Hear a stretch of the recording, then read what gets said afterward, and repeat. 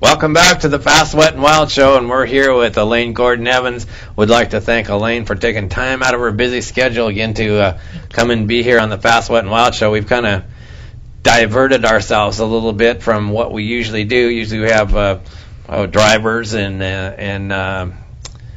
crew and officials and things like that. This time we have the wife of Mark Evans on here, and we're going to ask her one thing. She said ask Mark how he blocks. So we're going to find out, how does Mark block? Well, sometimes when I go to a karate class, I'll come home and use him as my dummy, so to speak, and try out all kinds of things on him. And a couple of times I miss and got a little below the belt. So, he's a good blocker now, you know. So tell us a little bit about your karate. So I understand from your article in the newspaper there that you hold a black belt in karate. Yes, I do. Spent a couple of years competing across America, nationally and internationally, and I really enjoy. I really excel in fighting, actually. Do you do the full contact? It's non-contact, but make no mistake, you get beat up quite a bit. You know, they say non-contact, but right. You know, you're on the ground and they're kicking you in the face or something like that. So it's pretty brutal. But the point is you have to get good enough where you just brush their hair. I mean, you can kick to the head and just touch their hair without, knocking their head off. Right. And when I first started, I about knocked everybody's head off, their helmet, their head, And my instructor would put this dummy head and say, "This is what Elaine did today to this one and that one," and he'd put big gashes in the dummy head.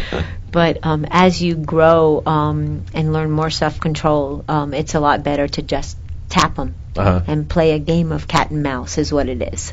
Well, cool. That sounds like a lot of fun. So, You're such a small stature. There's the guy thing coming through again. It's hard to believe that you're a black belt in karate. Mm-hmm. That's really something. Yeah, it's not how big or small you are. I mean, if somebody was really bigger, of course, he can get a hold of me and hang on to me. But if I had that one opening and that one opportunity, I'll either blow out his kneecaps or pop his eyes out or something. So, I mean, it takes only that one shot that you can, execute. And, I mean, you don't sit there and take them out like Bruce Lee. You maim them and then you run. Okay. So that's kind of like the key. Right. But you get them good. So I always say I hope nobody attacks me because I would feel sorry for what I would do to them, Very good. Yeah. But it's like, it's not that they're just hurting you. They're hurting everyone who knows you. So, I mean, that's the thing that runs through your head. Right. Yes. And not only that, but if you don't take them out somehow, some way, they're going to they'll hurt you. Move on to somebody else. And yes, of course. So, but I've never had to use it, and I hope I don't ever have to. But at least I know how to take care of myself. Well, right. Remind me to take you to the taverns with me. You can protect me. I have to tell you a funny story. I went to Chicago with Mark, and he was working on this project with Stout Tool, the portable bandsaw, and we were on the subway in Chicago, and these kids got on. They looked like they were going to do a couple of guys in, and they were all sitting there going, "Well, Elaine's with us, so we're safe." I'm like, oh my gosh. A bunch of men, and they were like calm because I was sitting there, and all I did was whip out a picture of Mark Evans. Here, my husband drives at 220 miles an hour. That was the cool thing. Oh, yeah. It wasn't that, I was trying to be tough with them, but it was the picture. And then they looked and they couldn't believe, like, "Hey, this is you? You do this?" It was kind of funny. Well, yeah, you kind of divert away from, Yep. Psychology, wisdom is more powerful than strength. Oh, so. Yeah. I like that. That's good. Well, okay, then I won't have to take you to the taverns with me now. No, that's okay. I can go. I hang around with Mark, so we do a lot of stuff, but it's kind of fun. So what was it like when you first saw Mark do his crash? Was it pretty... Oh, it was amazing. Actually, I didn't see the actual crash because somebody else was spinning out. Mike Hansen was spinning out, and I was with the crew chief, and he was just mentioning to Mark, be careful, Mark, because you're coming around the turn, and Mike Hansen had spun out. So we were watching the spin out, and then the kid from the tower who's on our crew comes down and said, "Did you see the flip? Did you see Mark flip?" About grabbed his shirt and nearly choked him. What? And we didn't see it. Nobody really saw it until the boat was just floating in the water. And, it was pretty scary. I was trying to be really calm and not lose it. Like, I've seen other wives lose it, and it's really hard not to because it's pretty scary. But I was pretty calm, and, the crew chief got on a boat and went out there and stuck a walkie-talkie in Mark's face, so to speak, and he said that he was fine, but the real adventure was on the way to the hospital. When they were in the emergency room and they cut his uniform off of him, and about 20 doctors swarmed him, and I told them they'd have to arrest me to get me out of that room, and they didn't mess with me. So it was 7 days in the trauma unit. It was pretty scary. Oh, yeah. So, I don't know if I'd ever want to go through that again. So it was pretty hard. So does that make you want to tell him not to race, or did you ask him not to race again, or is that treading on information that... No, it's terrible. I mean, I'm an advocate for racing. I love racing, and I will never tell him to not race. I'm always encouraging, but when he says I'm not going to race, of course, I'm happy, but I trust his driving. I mean, he's actually safer in a boat than he is in a car.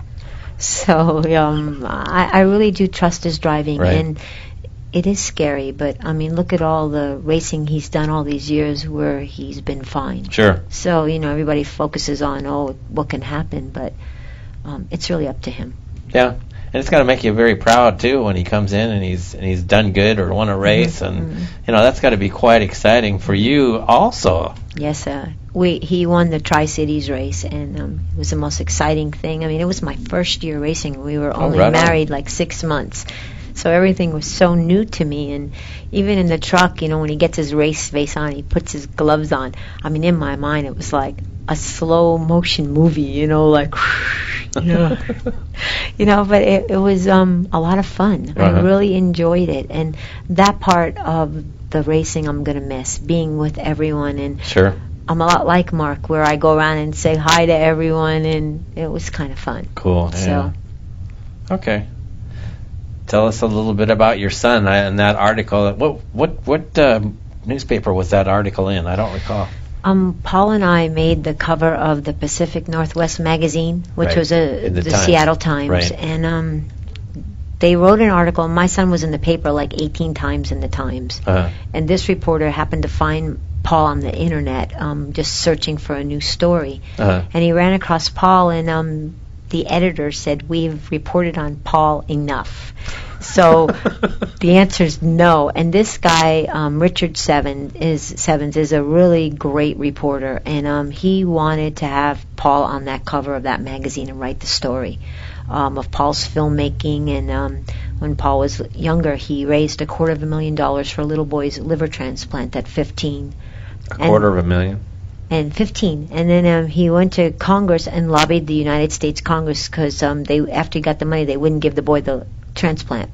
There was a ruling of the organs, the sickest first. He went up against Donna Shalala, who was the head of Health and Human Services, and he lobbied Congress. So at 15? At 16. At 16. Oh, jeez, at 16. A few months older, 16. Oh, jeez, yeah. And then after that, Paul was scheduled to go to the Air Force Academy, and he turned down the academy right after Columbine. He made it. He was ready to leave in 2 weeks and graduate high school at 17, and Columbine happened, and he came home from school, and he said, "I'm not graduating." I'm like, "What do you mean?" And he's like, "I'm postponing my graduation." And I'm like, "Nobody postpones their graduation."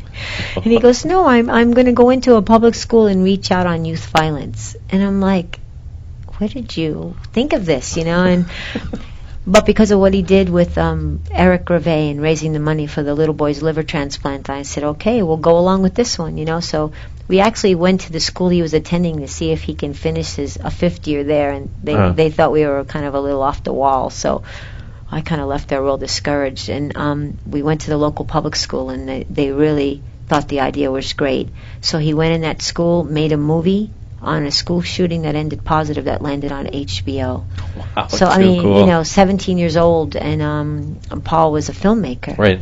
And right now this summer, he's going to remake the movie for Hollywood, and they're going to start shooting the film in June sometime, June, July. Wow, that's going to make you extremely proud of that. Yeah, I'm really excited. Those days I worked for Paul and did all his media and his publicity and marketing and stuff, you know, because I was his mom. Uh-huh. But now it's like I might get a real job and get paid for it, you know, pretty exciting. No But kidding. yes, it makes me really proud of Paul. And my son Jonathan is younger and does all the music for Paul's films as well. Jeez. So, yeah, I got them all working together to have a career. So Too cool. That is wonderful. I mean, you got to be very proud of those two boys. yeah, I am. They're goofballs, like Mark calls them, but they're really great kids. Sounds like they have their heads on definitely straight. Yeah, they do. They're just really a joy. Elaine was sharing a little bit of something about the boys before she came on the set here about the furniture being out in the woods. Mm-hmm, You got to tell us about that. Mm-hmm. Well, they make a lot of films. They're movie makers. So I would come home and, you know, the living room furniture would be in the woods, or my garage will be painted blue, you know, and little circles all around the house. I mean, you never know what you're going to walk into when you live with filmmakers. And Mark one time went to use the garden hose, and it had thousands of holes all in the hose and got them all wet, and that was where they made Rain in the Garage for. So. Hey, you got to have the special effects. Mm-hmm. You know, that's really important. It is. It is really important. I mean, especially when you're making films. Yes. So, okay. Well, I guess we're going to take another break. My, how time flies when you're having fun. So, we'll be back right after these messages to the closing of Fast, Wet, and Wild. We'll be back right after this.